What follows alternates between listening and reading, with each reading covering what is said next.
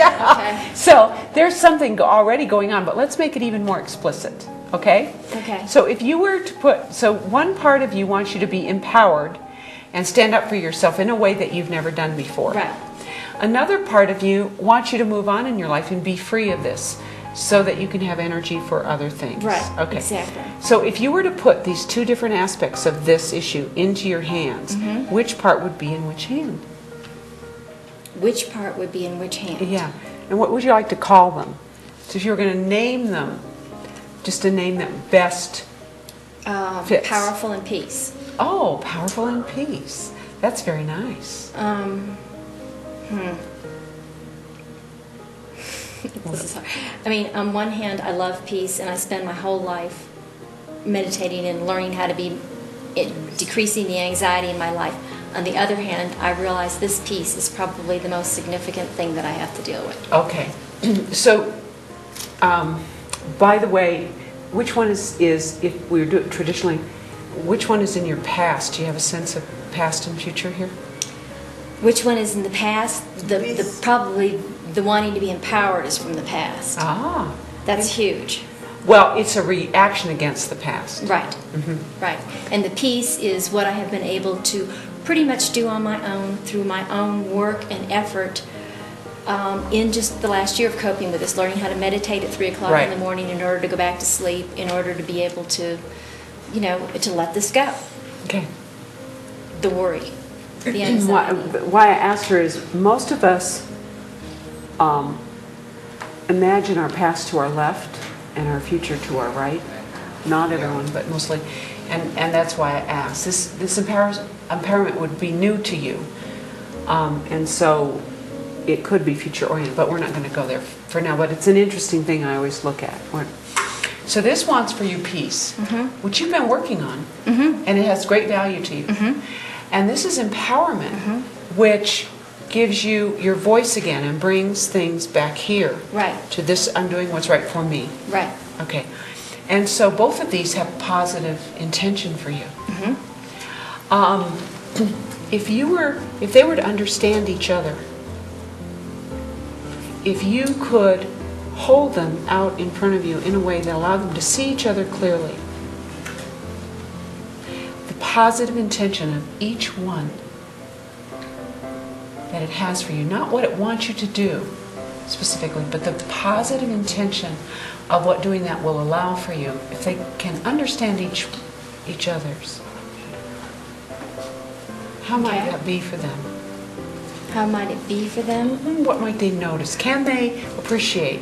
I think it neutralizes this. Great. I think it neutralizes it to say, okay, there is room for compromise and still feel empowered and still move through this. And this is, you might have to sacrifice a little bit of peace and be in a little uncomfortable place in order to also step get this. forward a little bit. Right. So they see the value that each one has for you. Yes. Okay. And it softens things up a little bit. Yes. Okay. Invite these two parts to bring together their positive intentions. To bring together their positive intentions for you. Okay. And invite them to do that and ask them if that's okay. Okay. And notice the response you get. Yeah, it's very accepting. Okay. Then allow your hands, and this is where I want you to really notice something. Invite your hands, allow your hands to begin to move together, bringing with each side their positive intention for you together into something even more powerful. Notice how your hands feel as you do that. And as you bring them together, notice what new form this might take, what new realizations you might have as you bring this together.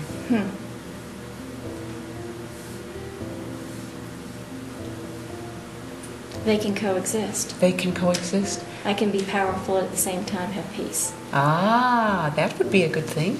Yes. So thank this new part. Is this also letting go of anger? What makes you ask that? Because it feels like I have felt defended up until this point. You have felt Defended. What does that mean?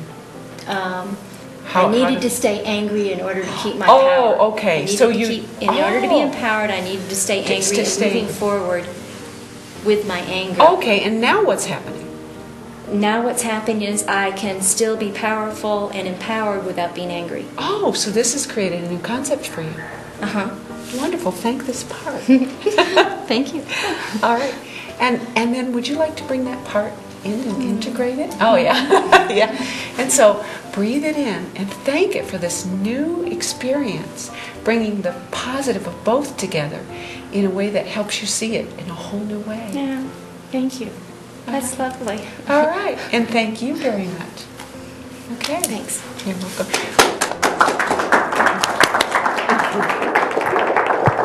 Okay. That's really helpful. Did you see the point at which something new happened with her? Those of you sitting here probably might not have been able to see it, but she was sitting here and she brought them together and she went. Oh. Now when you do that, when you did that, what was happening inside? Well, it was sort of like, oh, I don't know. And then it was kind of like, well, this is a whole new way of looking at it. Wow, I've never had this idea of looking at it, that I could be powerful and not angry. So it caused a whole new connection. And this thing of, it was a different way of looking at it, wasn't it? Literally. That was very interesting. So that's why I knew there was something still we needed to just let process. Future-based. Say again? Future-based, we didn't. Yes, I did not do this. I did not do this. And what I'm going to suggest is for the moment we not future-based, because there's so much to pay attention, and we'll discuss that. Thank you for bringing that up. There's so much here that she already did it. Do you realize she did it? Yeah. Just see, so if you don't lead, what happens? Do you realize that you future-paced it? You said, I can see ways in which she actually did this. And they bring it back like this. This is integrating, this is the integration into self. So this new way of doing it, you need to integrate it into your identity, into your being. Okay? Yes, I noticed that you were going like this and she was going like this. I was guiding and leading. I just wanted her to go to put them all together. Yeah. And she probably hesitated to put them together. I don't know. And here's something else. If you get someone who comes this far and they stop, do not invite them to push it forward. And if it's you going through it and you notice something pushing again, sometimes people will notice a drawing together, almost a magnetic feeling, and a tingly feeling of them coming together. Sometimes they'll come together and they'll stop. And you go, no farther. Stop. Do not force it.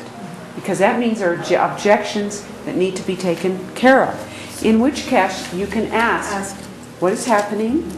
Is one part of you concerned about something that we need to take care of? Okay. And in that case, stop, honor it, ask, what is the message? What's your positive intention? Take care of it and try it again. Never force. Never force.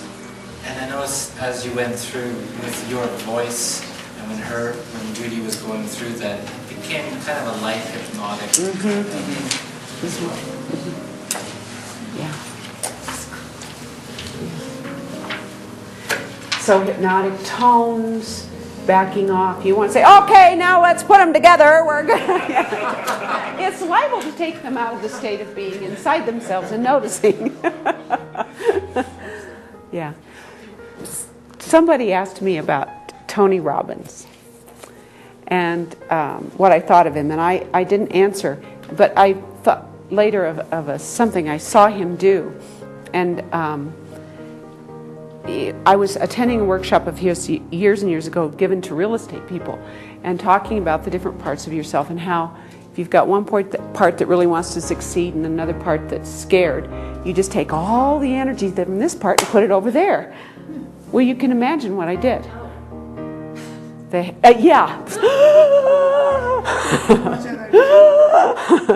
Every part of me went into shock. Why? Because you're taking the positive and putting it into the negative. What makes that a problem? What makes that a problem? Because it's sort of anchoring the negative. Or You are ignoring the positive intention of this scared part. So you are not going to be able to honor it, find out its positive intention, and bring that into the new behavior. You're just crushing one behavior with another one. Well, guess what's going to happen to all the stuff here's going to crop up somewhere else, and even madder. Thunderstorm. Yeah, thunderstorm. I deal with a lot of people who've been into hypnosis for smoking. And they come back 2 years later weighing 50 pounds more. Guess what? they started eating. Shoom, here it came up somewhere else. So that's why each one of these really needs to be attended to. So we don't want to do this. We don't want to do this. We want to say, so what's going on here? What's each of you want? What's your positive interest? Now this is back to in win-win, getting to yes, which is the win-win stuff. They talk about going from a position to an interest, and that's just exactly what we're doing. And then once there's a point at which these two interests can meet, now you want to ask the questioning in such a way that those interests are at least at an almost level, right? Peace and empowerment are pretty close in a value level, and you want to make sure you have that. Then, and what we'll be doing tomorrow is, what are other ways we can handle all of these interests at once? And we'll be doing that tomorrow. You're not going to be offering any solutions today. You're only going to help a person find the positive interest and bring the appreciation and understanding together to see what happens new. All you have to do is watch, add a word or two, assist them in paying attention to doing that, then bring it inside. They may already future pace like Judy did. She sent that out there. But don't worry about it for now. We'll do that tomorrow. Now,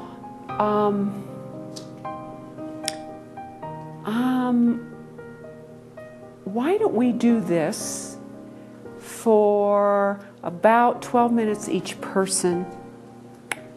No, let's do it 15 minutes each person and come back here 5 minutes to 5. Take your time with it. You can use a topic you've already been working with if you like and continue this work with it. You can pick a new one. It's whatever's up to you. Any questions? Yes, What if Masuda? they don't want to bring it together, just stop there? Stop. Ask what is needed, what information you need to understand. Now, if there's another part, like Judy had another part in there, see if you can bring one part to one side or another, and to help the polarities become obvious for now. So just focus on the two. And usually, yeah, go ahead. That is really important because at one point I'm looking at empowerment and powerful, which is the main thing I wanted. And the peace, yeah, the peace was nice, but There's that rebellious part in there. yeah, I had to, you're right, I had to get it up to being, yes, peacefulness is just as important as empowerment before I could do that. Right. So if one of them felt off, there was no way I was going to give up this Right. or this. And that's why taking any other parts and sort of polarizing them for now. Now, in the future, you will learn how to do this with each part. So instead of a 2-ingredient recipe, you'll have a many ingredient recipe. And now we're going to do 2. If you need any help, you have wonderful coaches out there who've done this many times, who can help you with these specific, interesting things that happen in your groups. Okay? Go have fun, quickly, you have 45 minutes total. And so, how did it go? Yeah. It was great. Went really well. Went really well. Good work. Good work. I got what I didn't know I needed. You got what you didn't know